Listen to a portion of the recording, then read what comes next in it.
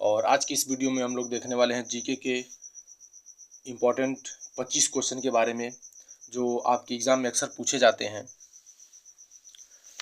तो पहला क्वेश्चन हमारा कि निम्न में से कौन सी विटामिन पानी में घुलनशील है। तो ये जो है क्वेश्चन बहुत ही इंपॉर्टेंट है और ये कई बार जो है परीक्षा में पूछा भी जा चुका है। बहुत सारी परीक्षाओं में अक्सर ये पूछा जाता है।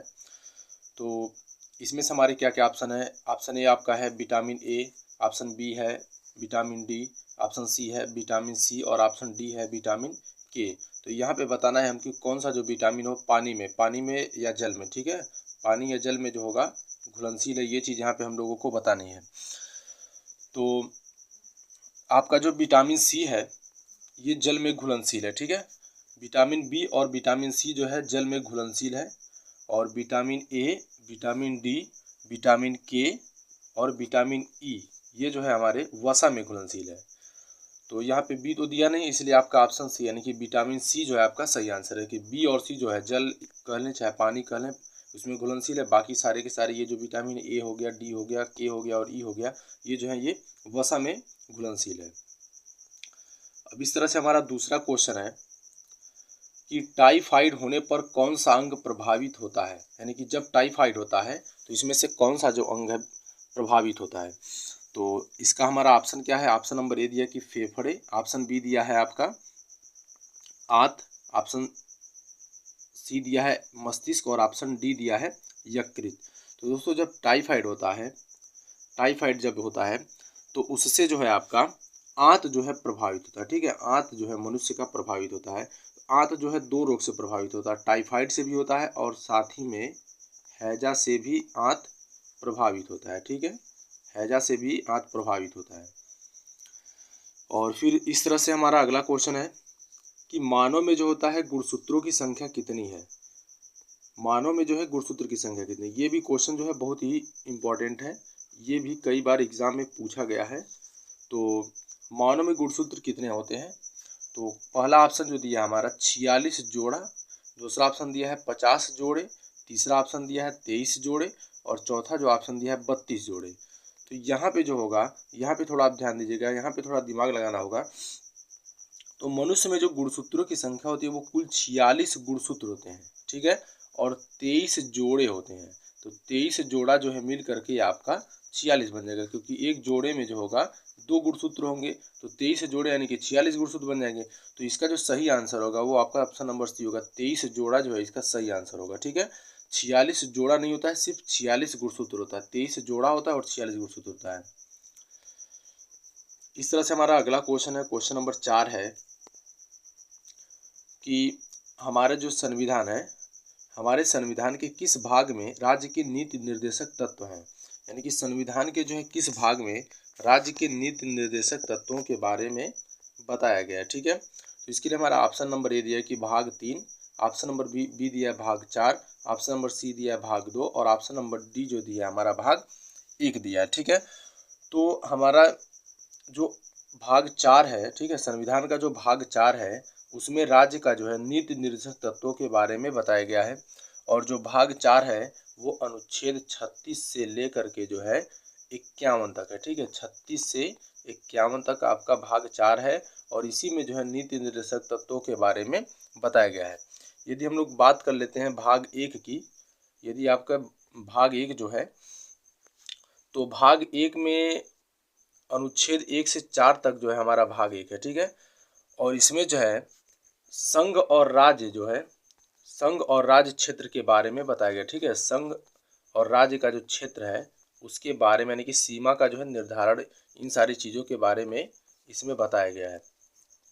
और इसमें बताया गया कि कौन सी चीज़ें जो है संघ के अंतर्गत आएंगी, कौन सी चीज़ें राज्य के अंतर्गत आएंगी। यदि हम बात करते हैं भाग 2 की, तो भाग 2 जो है हमारा अनुच्छेद 5 से लेकर के 11 तक है। ये जो है आपका 5 से लेकर के 11 तक है और इसमें जो है भारतीय नागरिकता का वर्णन है, ठीक है। भारतीय नागरिकता का जो है वर्णन आपका भाग 2 में किया गया है, भारतीय नागरिकता।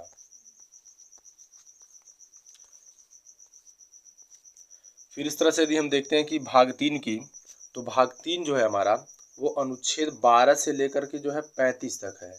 भाग 3 आपका 12 से लेकर के 35 तक है। और इसमें जो है हमारे मूल अधिकार, जिसे हम लोग मौलिक अधिकार भी कहते हैं, इनके बारे में वर्णन किया गया है। ठीक है,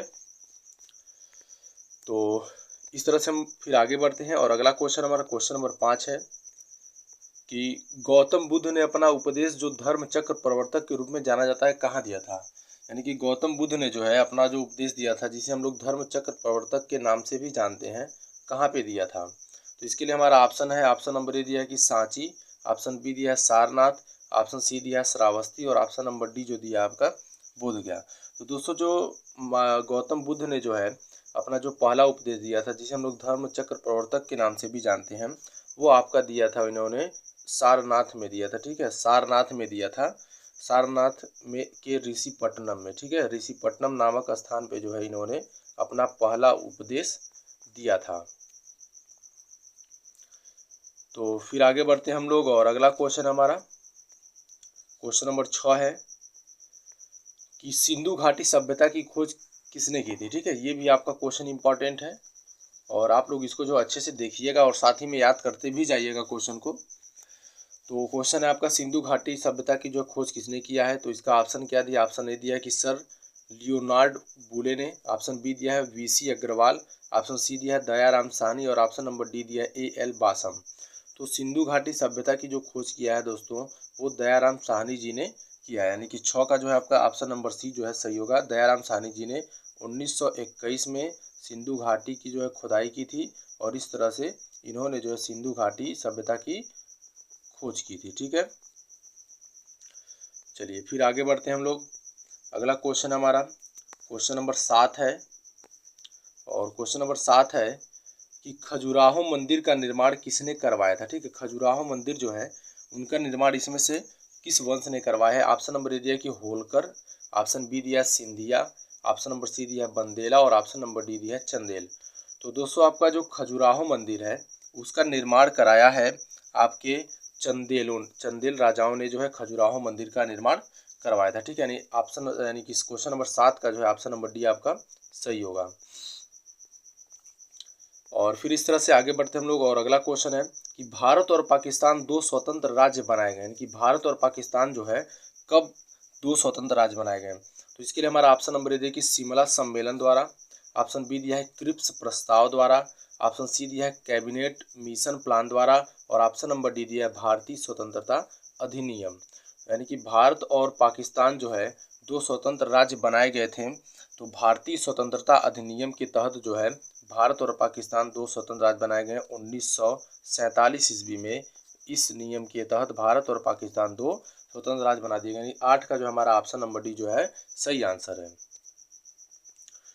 तो आशा कर रहे होंगे कि आप लोगों को ये चीज़ें अच्छे से समझ में आ रही होंगी और आप लोग इसको अच्छे से देखिएगा और साथ ही में याद करते भी जाइएगा, क्योंकि ये अक्सर एग्ज़ाम में पूछे जाते हैं और कई बार एग्ज़ाम में पीछे पूछे भी गए हैं, आने वाले समय में भी पूछे जाने की इनकी संभावना अधिक है। तो फिर अगर हमारा क्वेश्चन है कि भारतीय रेल राष्ट्रीय एकेडमी कहाँ स्थित है। यानी कि भारतीय रेल राष्ट्रीय एकेडमी जो है वो कहाँ पर स्थित है। तो इसका हमारा ऑप्शन दिया है, ऑप्शन नंबर ए हम आपका दिया है कि हैदराबाद, ऑप्शन नंबर बी दिया है Nai Delhi Bengaluru, option number C दिया है नई दिल्ली और ऑप्शन नंबर डी दिया है बड़ोदरा। तो दोस्तों जो भारतीय रेल एकेडमी है वो आपकी स्थित है बड़ोदरा में, जो आपका स्थित है गुजरात में। ठीक है, गुजरात शहर, गुजरात राज्य के बड़ोदरा शहर में जो है राष्ट्रीय रेल राष्ट्रीय एकेडमी स्थित है। फिर इस तरह से आगे बढ़ते हैं हम लोग। और क्वेश्चन नंबर 10 है कि निम्न 4 वेदों में से किसने बुराइयों बीमारियों निवारण हेतु जादू टोना एवं मंत्र का उल्लेख मिलता है। यानी कि इसमें से जो है किस वेद में आपका बुराइयों बीमारियों के निवारण के लिए जादू टोना और मंत्र का जो है उल्लेख मिलता है। तो इसके लिए हमारा ऑप्शन है, ऑप्शन नंबर डी कि ऋग्वेद, ऑप्शन नंबर बी दिया है सामवेद, ऑप्शन नंबर सी दिया है यजुर्वेद और ऑप्शन नंबर डी दिया है अथर्ववेद। ठीक है, तो जो अथर्ववेद है आपका उसमें बीमारियों के निवारण के लिए जादू टोना और मंत्र का जो है उल्लेख मिलता है। अगला क्वेश्चन हमारा क्वेश्चन नंबर 11 है कि उत्तर बिहार का प्राचीन नाम था। जो उत्तर बिहार है, वर्तमान में जो उत्तर बिहार है उसका प्राचीन नाम यानी पुराना नाम क्या था? तो इसके लिए ऑप्शन क्या है? ऑप्शन नंबर ए दिया कि वज्जी, ऑप्शन नंबर बी दिया है वत्स, ऑप्शन नंबर सी दिया है सुरसेन, ऑप्शन नंबर डी दिया है अवंती। तो दोस्तों जो आपका उत्तर बिहार है उसका प्राचीन नाम जो है वज्जी था। ठीक है, वज्जी था, इसका प्राचीन नाम वज्जी था और इसकी जो राजधानी थी वज्जी की वो वैशाली थी। प्राचीन बिहार का उत्तर बिहार का जो है प्राचीन नाम वज्जी था और वज्जी राज्य की जो राजधानी थी वो वैशाली थी। ठीक है, वज्जी राज्य की राजधानी आपकी वैशाली थी। फिर इस तरह से आगे बढ़ते हैं हम लोग। क्वेश्चन 12 हमारा कि भारत के राष्ट्रीय चिन्ह में शब्द सत्यमेव जयते कहाँ से लिया गया है? यानी कि आपका जो भारत का राष्ट्रीय चिन्ह है उसमें जो शब्द यूज किया जाता है सत्यमेव जयते जो है शब्द यूज किया जाता है उसको कहाँ से लिया गया है? तो इसके लिए हमारे ऑप्शन नंबर दिया कि मुंडक उपनिषद, ऑप्शन नंबर बी दिया है ब्रह्मा उपनिषद, ऑप्शन सी दिया है मुदगला उपनिषद और ऑप्शन नंबर डी दिया है मैत्रेयी उपनिषद। तो दोस्तों जो भारत का राष्ट्रीय चिन्ह है सत्यमेव जयते जो है वो आपका लिया गया है मुंडक उपनिषद से लिया गया। ठीक है, यानी कि 12 का ए जो है आपका सही आंसर है।